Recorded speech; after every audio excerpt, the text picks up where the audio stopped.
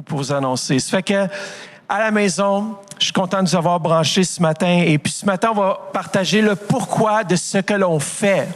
Vous savez, il y a toujours une tension entre on fait quelque chose, puis des fois, on ne sait pas pourquoi on le fait.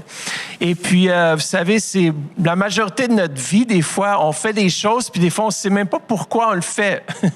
Des fois, pendant on est des chrétiens, peut-être des fois de longue date, ou peut-être qu'on est des nouveaux chrétiens, et peut-être ça fait un bout de temps que vous venez à l'église, ou peut-être que ça fait quelques semaines que vous venez à l'église ici, à l'Église de Centre, ou peut-être même quelques années, et peut-être même vous êtes là depuis le début. Et des fois, on vient chaque dimanche après dimanche, semaine après semaine, et parfois, on ne sait pas pourquoi on le fait. Et vous savez, c'est important dans la vie de savoir pourquoi on fait les choses, parce qu'il y a un but propice, il y a un but vraiment clair qui doit être énoncé pour chaque Église Le Centre. Et je sais, c'est la même chose pour Église Le Centre Québec, Lac-Saint-Jean. On a la même mission. Dis à quelqu'un, nous sommes en mission. Dis à quelqu'un, je suis en mission ce matin. Et moi, je suis en mission de vous véhiculer la mission. Vous savez, la mission que nous avons en tant qu'Église n'est pas une mission que j'ai établie, mais une mission qui nous a été léguée par Jésus lui-même. Et vous savez, des fois, juste compléter la mission de Jésus, ça peut être parfois difficile, n'est-ce pas? Lorsqu'on sait que la majorité des choses qu'on doit faire, c'est parfois simple, mais parfois on a de la peine à le faire. Par exemple, je sais que je dois retourner au gym. C'est pourtant une simple chose que je devrais faire, mais je dois le faire. Et c'est quand même, je dois quand même me lever le matin. Je veux dire, faudrait que je le fasse pendant tout le temps des fêtes. Je suis là comme, faut que je retourne au gym. Là, le gym est fermé à cause de la COVID. Et je dois quand même retourner. Mais je suis en mission 2022. C'est sûr et certain que je retourne faire de l'entraînement physique. Je suis en mission en 2022 de retrouver ma forme physique. Amen. Surtout après la COVID, je dis, wow, j'ai besoin de retrouver ma force 100%. Dans Matthieu chapitre 28, au verset 19 à 20, ça nous dit ceci. Et ça, c'est la mission que Jésus nous a donnée en tant qu'Église. Et j'ai bâti notre mission comme Église sur ce principe. Et c'est Jésus qui a dit à ses disciples, allez, faites de toutes les nations des quoi? Disciples. Baptisez-les au nom du Père, du Fils et du Saint-Esprit et enseignez-leur à mettre en pratique tout ce que je vous ai prescrit. Et moi, je suis avec vous tous les jours jusqu'à la fin du monde. Alors Jésus, lorsqu'il a quitté, il nous a donné des instructions claires par rapport à notre mission, à notre mandat en tant qu'enfant de Dieu. C'est de devenir disciples et non seulement de nous de devenir des disciples, mais de faire des disciples. Et je crois que cette année, vraiment, on va voir la semaine prochaine la vision de cette année. Vous allez être encouragés. Mais vraiment, ça suit le terme et la mission que Jésus nous a envoyé de faire, c'est d'aller et de faire des disciples. Et je crois vraiment qu'un disciple, c'est une personne qui suit l'exemple de quelqu'un qu'il considère comme son maître en pensée et qui adhère aussi à la doctrine, une conception, etc. C'est quelqu'un qui suit les principes de quelqu'un d'autre. Et je crois vraiment que chacun d'entre nous, c'est important qu'on suive un exemple, qu'on ait un exemple concret dans nos vies, qu'on puisse dire, je suis l'exemple de cette personne. Je désire être comme lui. Et moi, dans ma propre vie, c'est sûr et certain que la plus grande personne que je veux ressembler, c'est à Jésus premièrement, mais aussi j'ai des mentors dans ma vie qui m'encouragent et qui me guident aussi dans cette marche en tant qu'enfant de Dieu. Chacun d'entre nous, en cette année 2022, on doit déterminer, je veux devenir un meilleur disciple. Peux-tu dire à quelqu'un, je veux devenir un meilleur disciple cette année en 2022? Alors, des fois, on dit, je veux devenir un disciple, mais qu'est-ce qu'un disciple? Un disciple, en réalité, si vous êtes à la maison, puis vous regardez ici ce qu'on fait à l'église, et à chaque jour, à chaque dimanche, vous venez, un disciple, c'est vraiment quelqu'un qui grandit de façon spirituelle. Quelqu'un qui grandit spirituellement, c'est quelqu'un que sa foi grandit. Ça veut dire que si je regarde ma vie dans les 10 dernières ou dans les 5 dernières, ou peut-être dans les mois passés, est-ce que ma foi a grandi? Est-ce que j'ai grandi de façon spirituelle? Est-ce que j'ai développé spirituellement? Est-ce que je porte encore plus de fruits?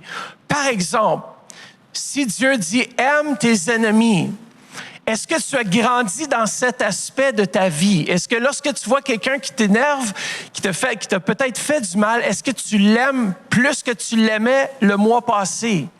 Est-ce que tu es capable de prier pour cette personne-là? Alors, c'est bien d'être capable de mesurer notre foi, de dire, est-ce que j'ai grandi réellement? Peut-être qu'il y a 5 ans passés, tu n'osais pas prier avec les malades.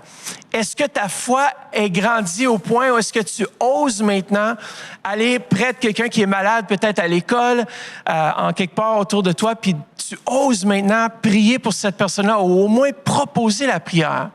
Notre foi en 2022 doit augmenter. Dis à quelqu'un, je dois grandir spirituellement en 2022. Et je me parle aussi à moi. Chacun d'entre nous, on doit grandir. Et ici à l'Église Le Centre, il y a 5 façons que je vois que notre foi grandit. Et vous êtes à la maison, vous dites, mais comment est-ce qu'on peut grandir? La première chose, c'est les enseignements pratiques, applicables, dynamiques, ointes, bibliques. Deuxièmement, c'est les disciplines personnelles. La prière, les études de la parole, l'assiduité au service, nos dons. Troisièmement, on grandit dans notre foi en servant. Quatrièmement, dans nos relations.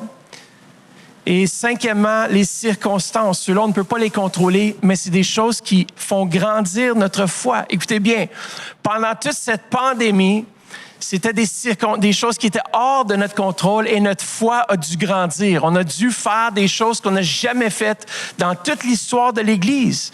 Alors maintenant, si on dit que dans 5 ans, d'ici, il va y avoir une autre pandémie, mais on va avoir eu l'expérience de la première fois, alors ça va être plus facile. Mais on prie que ça n'arrivera pas au nom de Jésus. Come on, on veut plus ça. Alors comment faire pour que notre foi puisse grandir? C'est important pour vous de comprendre que notre foi ne grandit pas n'importe comment. Notre foi grandit au travers de ces 5 éléments et vous allez retrouver que tout ce qu'on fait comme Église va toujours toucher un de ces 5 éléments-là.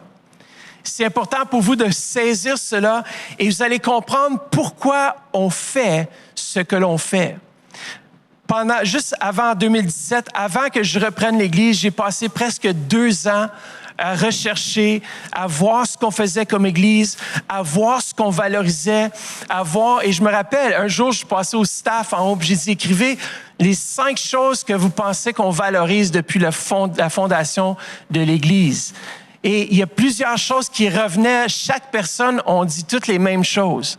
Le service, l'obéissance, la soumission, les dons. Il y a plusieurs choses qui revenaient comme ça, qu'on a valorisées pendant plusieurs années et qu'on continue à valoriser. Et on va continuer à les valoriser. Mais dans ces choses-là, ça l'aide à faire grandir notre foi. Alors, les 5 choses, c'est important pour vous de vous en souvenir. Alors, c'est quoi un environnement favorable? Alors, premièrement, on fait des disciples en créant un environnement favorable où se connecter, être transformé et propulsé vers notre destinée en Christ.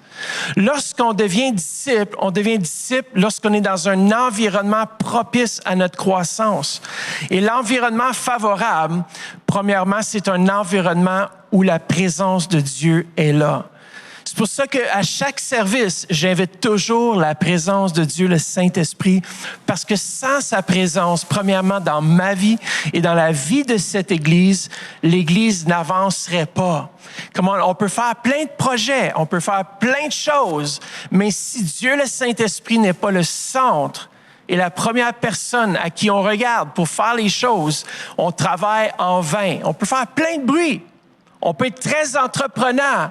On peut même avoir des entreprises. On peut faire plein de choses. Mais si Dieu Saint-Esprit n'est pas avec nous, tout ça, c'est inutile. Tout cela sert à rien. Alors, l'environnement favorable pour développer la formation de disciples, c'est un environnement imprégné de sa présence qui provoque vraiment un face-à-face avec Dieu. Quand tu rentres dans ce lieu, lorsqu'on vit des moments de louange, comme on a vécu tout à l'heure, c'est bon parce que tu rentres dans cette présence et ça parle à ton cœur. Il y a des moments forts comme ça où le Saint-Esprit vient toucher ton cœur et c'est ces moments-là qui sont encore plus puissants souvent que les messages mêmes. Vous savez, dans toutes nos préparations, dans toutes mes préparations de messages, je demande à ce que Dieu, Saint-Esprit, vienne intervenir. Parce que sans son intervention, mes messages peuvent être super bons, peuvent être profonds, mais sans l'intervention de Dieu, ça ne sert à rien. Alors, c'est vraiment un environnement favorable.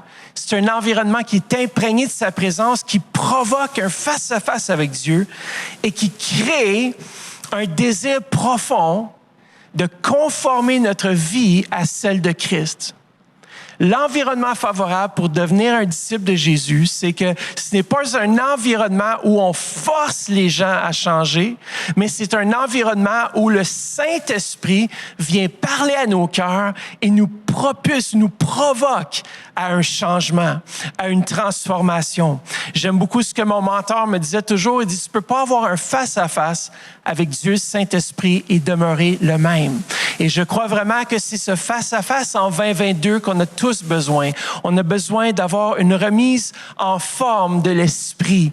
Et chacun d'entre nous, on doit désirer cette présence de Dieu. Deuxièmement, l'environnement favorable où on crée des disciples, où les gens vont être aussi attirés à ce lieu, c'est l'excellence.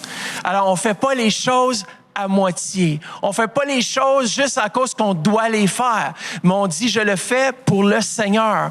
Et cette Église, nous avons toujours maximisé ou poussé à ce que l'excellence soit là. Et je veux vous encourager, même dans votre propre vie, vous ne voulez pas faire les choses à moitié, vous voulez faire les choses à fond. Les choses qu'on fait pour nous-mêmes, des fois, on les fait super bien. Puis des fois, les choses qu'on fait pour les autres, n'est-ce pas, on les fait bien, mais on les fait pas aussi bien des fois que si c'est pour nous-mêmes. Mais Dieu nous demande, à chaque fois qu'on vient ici, on ne fait pas les choses pour nous-mêmes, on les fait pas pour Pasteur Mathieu, on les fait vraiment pour Dieu. Alors, c'est Dieu vraiment qui voit notre cœur, qui voit notre façon d'agir, il voit notre façon de vouloir faire les choses et c'est lui qui juge nos cœurs. Mais moi, je veux qu'on puisse lui donner non seulement donner aux gens un environnement où la présence est imprégnée du Saint-Esprit, où le lieu est imprégné du Saint-Esprit, mais un lieu aussi où les gens voient l'excellence. Lorsque les gens voyaient l'excellence de Salomon, comment est-ce qu'ils ont vu l'excellence de Salomon? Ils l'ont vu dans la façon que ses serviteurs étaient habillés. Ils l'ont vu dans la façon dont ses serviteurs se comportaient. Alors, lorsque tu es une personne d'excellence, c'est que tu ne prends pas et tu ne fais pas les choses à moitié. Ça, c'est vraiment un disciple de Jésus-Christ qui dit, non, moi, je ne veux pas faire les choses à moitié pour Dieu, je veux les faire à fond. Come on, est-ce que vous êtes avec moi ce matin? À la maison, vous êtes là? Est-ce qu'on fait les choses à fond pour Dieu? Come on. Dans le psaume 127, 1, ça nous dit, si une maison n'est pas construite par l'Éternel, ceux qui la construisent travaillent inutilement. Et moi, je demande que Dieu, Saint-Esprit, vraiment soit le centre de tout ce qu'on entreprend. Lorsque Dieu est avec nous, comment le résultat, c'est l'excellence. Le résultat, c'est qu'on ne fait pas les choses à moitié. Et vous savez-vous quoi? Le monde ne font pas les choses à moitié. Avez-vous remarqué que les films de Hollywood, là, ça ne sort pas à moitié? Comme ils prennent beaucoup de temps, beaucoup d'excellence. Et des fois, lorsque ça vient aux choses de Dieu, je remarque souvent, mais c'est pas si important. On doit changer d'attitude puis de dire non, je veux faire les choses pour Dieu bien. Je veux être capable de compétitionner par la grâce de Dieu on va sortir un album bientôt. Et je crois vraiment que ça va être le meilleur album qu'on n'a pas sorti encore ici à Église Le Centre. Come on. Est-ce que je peux entendre un amen de ceux qui sont ici? Au moins les musiciens, come on, là.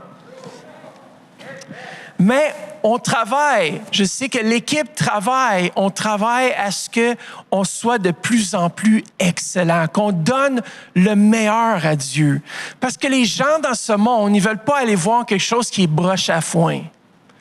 Hein? Combien d'entre vous aimez ça? Aller dans un restaurant où c'est à moitié cuit la viande, c'est mal fait, c'est mal présenté, le riz, il goûte pas bon. Tu sais, comme non. Tu vas pas y retourner.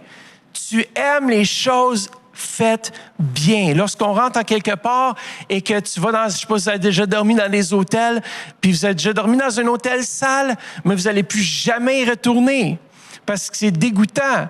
Mais tu veux les choses bien faites. Et les gens recherchent aussi l'excellence, veux pas. Et je crois vraiment qu'on peut donner le meilleur à notre Dieu. Et c'est ça un disciple, c'est qu'il donne de son mieux pour Jésus. Alors, je reviens aux 5 points, aux 5 choses qui provoquent la croissance de notre foi, parce qu'un disciple, c'est quelqu'un qui grandit dans sa foi. Ça fait qu'à chaque fois que tu es dans ce lieu, il y a une raison pour laquelle tu viens. Tu viens pas seulement pour entendre un bon message, mais tu viens dans ce lieu parce qu'un bon disciple dit, je vais prendre des notes, je vais aller voir pourquoi est-ce que pasteur Mathieu a partagé cela, pourquoi est-ce que le pasteur Alain Caron, la semaine passée, a enseigné ça, pourquoi est-ce qu'on enseigne telle et telle chose, puis c'est de prendre des notes, puis de dire, est-ce qu'il y a quelque chose là-dedans que je dois aller saisir davantage? Et c'est important pour chacun de nous. Peut-être qu'en 2021, vous avez dit, on vient à l'église, on s'asseye, mais on essaie de faire du mieux qu'on peut.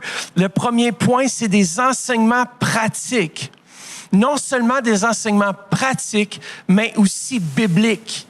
Ça fait que des fois où est-ce que vous allez être assis ici, vous allez entendre le message, c'est une bonne chose. Mais ce qui est encore mieux, c'est que tu as pris des notes, que tu as étudié, tu dis, OK, c'est quoi ce verset-là? Qu'est-ce que ça veut dire? Et tu retournes à la maison et tu dis, Seigneur, qu'est-ce que le pasteur voulait dire par cela? Je crois que l'excellence dans ce qu'on entreprend, c'est de creuser plus loin. Des fois, c'est beau d'entendre un message, de prendre quelques notes, mais Dieu veut se révéler à vous d'encore davantage. Et des fois, ça se dit de prendre ce qui est enseigné, d'aller relire. C'est comme les études. Il y en a qui sont à l'université présentement. Le prof va dire une chose, tu le notes, mais ça ne veut pas dire que tu l'as vraiment saisi. Tu l'as noté, c'est bien. Mais lorsque tu retournes à la maison, tu réétudies et tout à coup, il y a comme, OK, là, ça fait du sens parce que tu as creusé. Tu t'es pas arrêté à juste ce qu'il disait. Tu peux pas, sinon tu faillirais. Mais c'est la même chose, des fois, avec Dieu, c'est comme si on lit un verset où on va passer à travers rapidement, mais on va pas aller creuser davantage. Mais moi, je crois qu'il y a de l'or, il y a des choses qui sont cachées que Dieu désire. Des fois que ça soit juste, c'est là, mais Dieu désire que tu puisses aller creuser les richesses, que tu puisses aller plus profond. Et en 2022, on veut aller plus profond. Et une des choses qui fait grandir votre foi, c'est des enseignements pratiques et aussi bibliques. C'est pour ça que je veux vous encourager. Si vous êtes à la maison, vous n'avez pas suivi Kairos aussi, faites-le. Faites-le. Allez sur le site kairosatoi.com. Inscrivez-vous. On a des cours aussi. On travaille Kairos. Et puis cette année, on prie que ça puisse aussi décoller avec toute la pandémie, pas pandémie. Ça a été un peu plus difficile, mais on sait que par la grâce de Dieu, on va y arriver.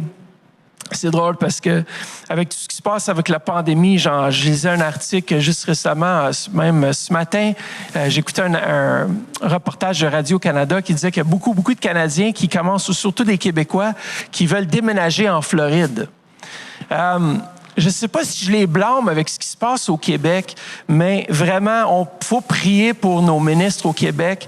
Prions même pour Justin Trudeau. Prions pour nos gouvernements parce qu'ils ont vraiment besoin d'assistance en ces temps. C'est des temps qui ne sont pas nécessairement évidents pour eux non plus, mais c'est des temps aussi où est-ce que nous, on a besoin de prier afin qu'ils prennent les bonnes décisions. Parce que quand la majorité, beaucoup de Canadiens veulent aller dans un autre pays, c'est pas une bonne chose non plus.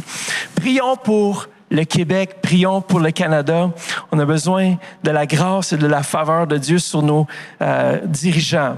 N'est-ce pas, à la maison? On peut dire amen là-dessus, surtout ceux qui sont au Québec ce matin. Prions aussi pour notre ministre ici en Ontario, Doug Ford, qui puisse garder aussi les églises ouvertes. On leur remercie d'avance parce qu'il a gardé les églises ouvertes en Ontario et je prie vraiment que ça continue comme ça.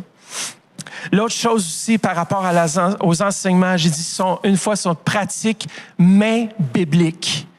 Vous savez, en tant qu'Église, en ce jour, le 16 janvier, on veut vraiment que vous puissiez vous rappeler de souvenir que ici à Église Le Centre, nos enseignements, ce qu'on va enseigner va toujours être basé sur la parole de Dieu et on ne veut pas faire de compromis par rapport au message de l'Évangile. Trop souvent, même le gouvernement veut se mêler de notre façon même de prêcher ou de quoi dire et de ne quoi pas dire. Et je veux dire, en tant que pasteur, je veux toujours me baser sur la parole de Dieu et on doit prêcher à 100% la Bible. Ici, dans ce lieu, on croit que ça, c'est le fondement, la fondation d'une Église, d'une vie, c'est la parole de Dieu. On enlève la parole de Dieu, il n'y a plus aucune base morale pour faire des décisions, pour faire un jugement moral non plus. Alors, comme vous savez aussi, avec toute la confusion qui est véhiculée dans notre société, il est important d'avoir une base sur laquelle reposent nos croyances morales. Par exemple, notre point de vue biblique sur le mariage, sur la famille, sur la sexualité. Vous savez, la semaine du 12 décembre a été marquée par un changement significatif dans la loi et la société canadienne avec l'adoption aussi du projet de loi fédérale C4 qui modifie le code criminel. Puis l'objectif déclaré de la loi est d'interdire la thérapie de conversion. Nous, on s'oppose fermement aux pratiques thérapeutiques coercitives et non scientifiques pour lesquelles le projet de loi a été présenté. Nous apprécions et affirmons le désir des parlementaires de protéger les personnes vulnérables. Cependant, nous sommes profondément préoccupés par le fait que la portée effective de la législation pourrait être étendue bien au-delà de son objectif déclaré. Parce que la définition de thérapie de conversion proposée est vague. Beaucoup craignent que les parents, les pasteurs et les conseillers qui enseignent une compréhension biblique de la sexualité dans diverses situations pourraient être considérés comme enfreignant la loi. La Charte canadienne des droits et libertés garantit nos libertés de religion, de conscience, de pensée, de croyance, d'expression et d'association. Et nous prions que la loi soit appliquée et clarifiée aux besoins de manière à honorer ces protections de la Charte. Nous reconnaissons que le plus grand danger auquel fait face l'Église canadienne n'est pas que nous soyons confrontés à des poursuites pénales, mais plutôt que nous puissions faire des compromis dans notre enseignement de la parole de Dieu ou rester silencieux dans notre proclamation de l'Évangile. Aujourd'hui, le 16 janvier, avec les dirigeants d'églises de même conviction à travers le Canada, nous nous tenons devant vous aujourd'hui pour promettre que moi aussi, en tant que pasteur, je m'engage à obéir à Dieu par-dessus tout. Avec l'aide du Seigneur, je vais continuer à proclamer tout le conseil de Dieu, sans crainte ni faveur. Comment? Cela inclut le dessein vivifiant de Dieu pour les êtres humains, fait à son image, hommes et femmes, avec une intimité sexuelle réservée à l'union d'un homme et d'une femme. Nous continuerons à lancer, l'appel à nous repentir de toutes sortes de péchés et à croire à l'Évangile, sachant que nous avons tous péché et que le salut par Jésus est le seul véritable espoir pour l'humanité. On va continuer d'aimer et de servir tous les membres de notre communauté sans distinction au nom de Jésus-Christ de Nazareth. Et comment je veux me tenir ferme là-dessus. Et je me tiens avec toutes les églises aujourd'hui qui ont pris cette position contre cette loi C4 qui est mal définie. Alors, on va prêcher, la parole de Dieu, sans compromettre le message, sans compromettre ce qui est écrit, parce qu'on aime la parole de Dieu. Et je me base aujourd'hui sur elle. C'est le fondement de ma vie. Sans la parole de Dieu, je serais perdu. Frères et sœurs, je serais perdu aujourd'hui sans elle. Deuxièmement, alors tout ça pour dire que c'est important qu'on enseigne la parole de Dieu pleinement et toute la parole de Dieu. Deuxièmement, notre discipline personnelle. Qui aime les disciplines personnelles ici? Come on, c'est pas évident des fois de se discipliner à faire quelque chose. Et je me parle à moi-même, c'est du travail, mais on doit le faire. Come on. Et les disciplines suivantes sont tellement importantes parce qu'il y a un lien direct entre notre discipline personnelle et notre croissance spirituelle. Premièrement, ce qui nous aide à grandir, c'est la lecture de la parole de Dieu. Cette année, combien d'entre vous lisez votre Bible au moins une fois par jour? Comment? Au moins une fois par jour. C'est bon, à la maison, j'espère que vous aussi, vous levez la main bien haute. Il n'y a pas toutes les mains qui sont levées dans ce lieu, c'est pas grave. Cette année, dites-vous, au moins, des fois, c'est d'aller chercher peut-être une application biblique, mais de prendre un temps de lire votre Bible. Ce que j'ai fait aussi l'année passée pour encourager quelqu'un aussi dans l'Assemblée, c'est que je lis un chapitre par jour avec quelqu'un, puis on est redevable l'un à l'autre sur cette lecture. Ça fait qu'on lit ensemble et puis on partage les versets qui nous ont touchés. Et je vous encourage, trouvez-vous un partenaire et commencez à lire. Un chapitre par jour, c'est pas difficile, ça prend même pas 10 minutes. Puis tu lis et aussi tu échanges les versets qui t'ont touché. Et des fois, ça ouvre des discussions sur des sujets importants et aussi pertinents. Et pendant que je fais cette lecture, c'est drôle parce que chaque chapitre que je lis, à chaque jour, va rencontrer le besoin de ce jour-là. Mais c'est ça, la parole de Dieu nous parle et c'est important qu'on prenne ce temps. Et oui, c'est une discipline. Alors, on doit le faire. Ça ne va pas juste nous tomber dessus. On doit dire, OK, je veux lire ma Bible, soit en te couchant, soit en te levant, mais on prend ce temps. Combien d'entre vous, aujourd'hui, vous dites, OK, cette année 2022, j'aimerais prendre plus de temps pour lire la Bible? Parce qu'en tant qu'enfant de Dieu, c'est notre nourriture. On doit prendre le temps. Amen. Et si on n'a pas... Howard Hendricks a dit ceci. Il dit, la Bible n'a pas été écrite pour satisfaire notre curiosité, mais pour nous aider à nous conformer à l'image de Christ. Elle ne fait pas de nous des pécheurs plus intelligents, mais nous façonne à l'image du Sauveur. Elle n'a pas été écrite pour remplir notre tête d'une collection de faits bibliques, mais pour transformer notre vie. Comment? La parole de Dieu, c'est elle qui transforme notre vie. C'est elle qui transforme notre raisonnement. Si on ne la lit pas, on ne sera jamais transformé à l'image de Dieu, puis on ne peut pas vraiment être de vrais disciples. C'est pour ça qu'on vient ici, on écoute l'enseignement, mais aussi on a notre part à jouer à la maison, c'est de lire notre Bible. Je vous encourage, trouvez-vous un partenaire, même aujourd'hui, dis, écoute, on peut lire ensemble un chapitre par jour. Puis soyez redevable. Si la personne n'a pas lu, dis, hey, qu'est-ce qui se passe? Comment, lis ton chapitre, on va le partager ensemble. Et c'est encourageant de cette façon-là. Deuxièmement, la prière. On veut continuer à prier cette année.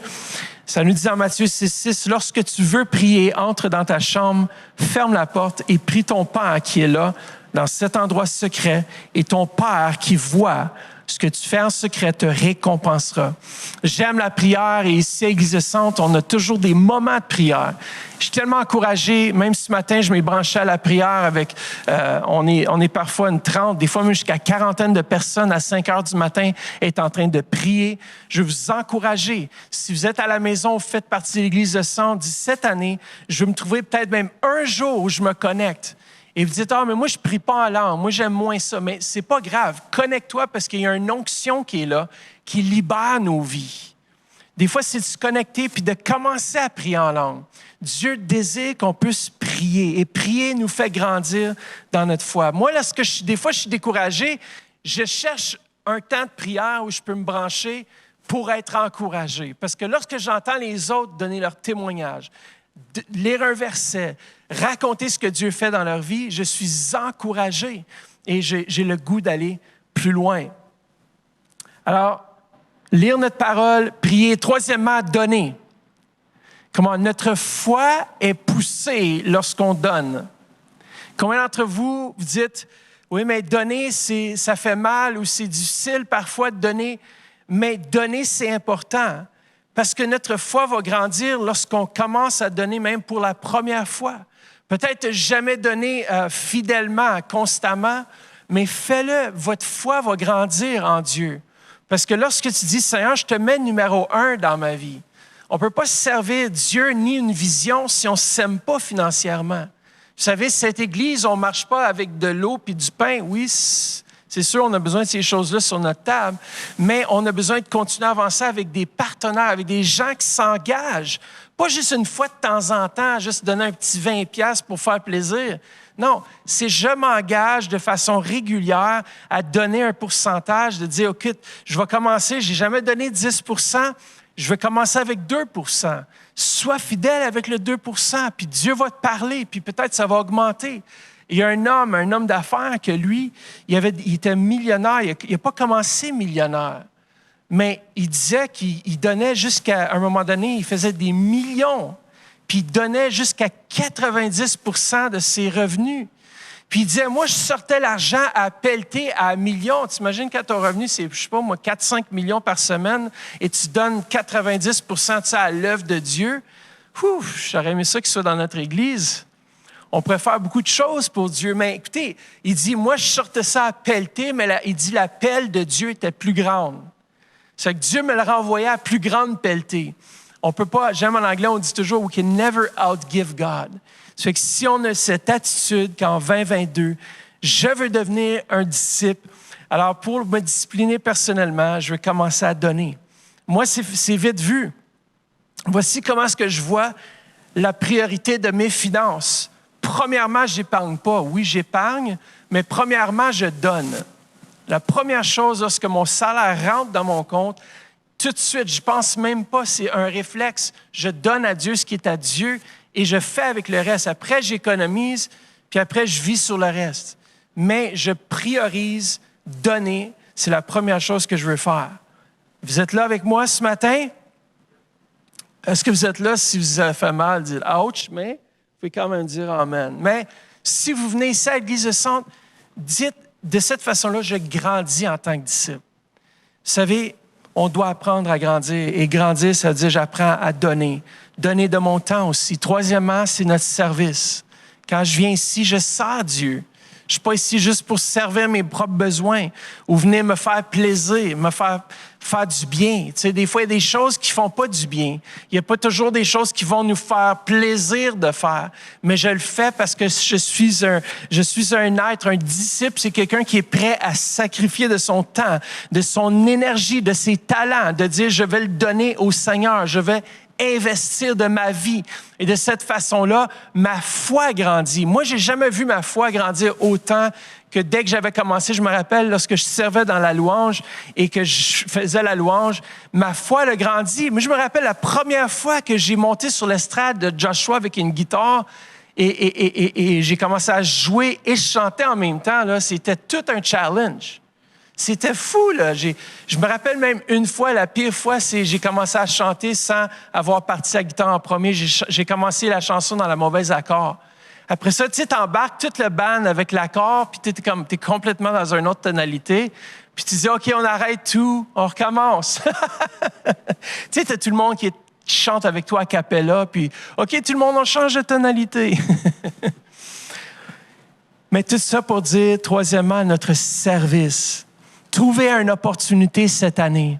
Je veux grandir en tant qu'enfant de Dieu. C'est mon but, ma vie, c'est de servir mon prochain. Vous savez, quand la Bible dit qu'il y a plus de joie à donner qu'à recevoir, il y en a peut-être qui sont tristes, peut-être qui sont découragés de la vie, peut-être que tu ne donnes pas assez de toi-même.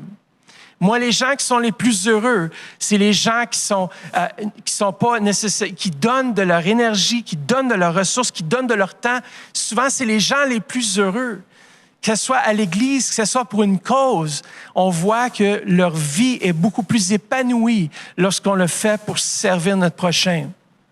Et croyez-moi, il y a plusieurs endroits où est-ce que vous pouvez vous investir et vous allez voir votre foi grandir. Si vous ne savez pas où servir, envoyez un courriel à info@églisedecentre.com.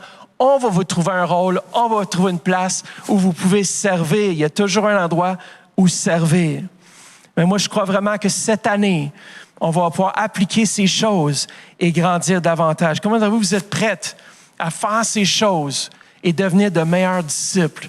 Comment? Des fois, c'est les messages simples, mais qui sont importants à mettre en application dans nos vies pour pouvoir grandir. Servons ensemble. Quatrièmement, des relations divines.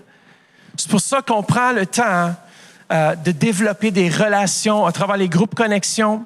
C'est pour ça qu'on forme des leaders pour pouvoir développer ces groupes connexion. Si vous êtes jeune, moins jeune, trouvez-vous un groupe connexion. Si c'est la jeunesse, faites un groupe connexion jeunesse. Je sais qu'il y en a un, si je ne me trompe pas, mais je sais qu'ils se rencontrent les vendredis, la jeunesse. Mais des fois aussi, en dehors de ça, s'il y a une semaine où est-ce que vous voulez faire juste une rencontre Zoom ou une rencontre où est-ce que c'est juste pour les jeunes en plus petits groupes, où est-ce que vous pouvez partager des sujets, développer des sujets importants. Mais le but, c'est de connecter. Le but, c'est de développer des relations. Et cette année 2022, on veut vraiment travailler aussi sur cet aspect de développer davantage les relations. Amen. Vous êtes là avec moi ce matin? Qu'est-ce que ça fait? Lorsqu'on est ensemble, c'est qu'on veille les uns sur les autres. Dans Hébreux chapitre 10, versets 24 à 25, ça nous dit « Veillons les uns sur les autres pour nous inciter à mieux aimer et à faire des actions bonnes. N'abandonnons pas nos assemblées comme certains ont pris l'habitude de le faire. Au contraire, encourageons-nous les uns les autres, et cela d'autant plus que vous voyez approcher le jour du Seigneur. » Alors, encourageons-nous dans nos relations. Encourageons-nous. Vous savez, la pandémie, ce que ça a fait aussi, c'est que ça a poussé ceux qui étaient déjà introvertis ou qui aimaient faire les choses tout seuls encore plus dans l'isolement, encore plus dans leur petit coin à faire leurs petites choses. Et nous, en tant qu'Église, en tant que pasteur, cette année, j'aimerais ça pouvoir tranquillement briser cela et qu'on revienne ensemble. Comment c'est pas bon de rester seul dans notre petit coin. C'est important pour nous, non seulement d'être assis ici en groupe, comme Église ou à la maison pour ce matin, mais de se retrouver dans des groupes où est-ce qu'on peut partager, où est-ce qu'on peut manger ensemble, où est-ce qu'on peut juste avoir du bon temps ensemble, où est-ce qu'on peut aussi s'ouvrir. Parce que souvent, les gens souffrent et c'est pas le dimanche matin qu'ils vont s'ouvrir, c'est souvent dans des groupes connexion, dans des petits groupes, où est-ce qu'il va y avoir plus de liberté à faire cela. Alors, cinquièmement, c'est sûr, celui-là, mais on sait qu'il y a des diverses circonstances. Il y a des circonstances qui sont parfois difficiles. Peut-être la perte d'un ami, avoir un enfant. Peut-être après que le docteur vous disait que c'est impossible, l'intervention miraculeuse durant un temps de maladie, de guérison. Il y a plusieurs circonstances dans nos vies qui font en sorte que notre foi grandit. Peut-être que vous prenez soin de quelqu'un qui est malade ou peu importe. Et puis, tu dois faire confiance à Dieu à travers de tout ça et de dire, Seigneur, je te fais confiance. C'est des moments difficiles. Peut-être que vous avez eu quelqu'un qui était malade dans votre famille. Peut-être qu'il y a quelqu'un qui est décédé, je ne sais pas. Il y a plusieurs circonstances qui font en sorte où est-ce qu'on se tourne vers Dieu. Toutes ces choses que j'ai mentionnées ce matin nous aident à comprendre que notre foi grandit au travers de toutes ces choses. Et les circonstances, on ne les contrôle pas. La pandémie, on ne le contrôle pas. On ne peut pas contrôler ce qui se passe présentement dans notre monde. Mais tout cela nous pousse à faire davantage confiance à Dieu et de dire, Dieu, si ces choses sont hors de mon contrôle, mais je te fais confiance. Et lorsqu'on voit Dieu intervenir dans notre vie, on voit que notre foi grandit. Et ce matin, j'aimerais qu'on puisse terminer ce service et puis qu'on puisse vraiment voir ensemble qu'en 2022, le Seigneur Satan, il veut faire grandir notre foi. Il veut qu'on puisse devenir de meilleurs disciples, de meilleurs serviteurs, qu'on puisse le servir davantage, qu'on puisse s'investir en tant qu'individu. Peut-être que 2021, mais tu étais fidèle en partie dans tes dîmes ou peut-être que, mais dis en 2022, je vais être fidèle à 100%. Et toutes ces disciplines, toutes ces choses vont faire en sorte que tu vas croître dans ta foi. Tu vas grandir parce que Dieu va intervenir dans ta vie. Et je crois vraiment que si vous êtes à la maison ce matin et vous regardez, et je crois que Dieu va faire grandir votre foi en cette année. 2022 va nous pousser peut-être hors de notre zone de confort. Et moi, je vous encourage, je veux voir vraiment des gens faire ce qu'ils n'ont peut-être pas fait en 2021. Mais Dieu veut nous pousser plus loin. Il veut qu'on puisse avancer.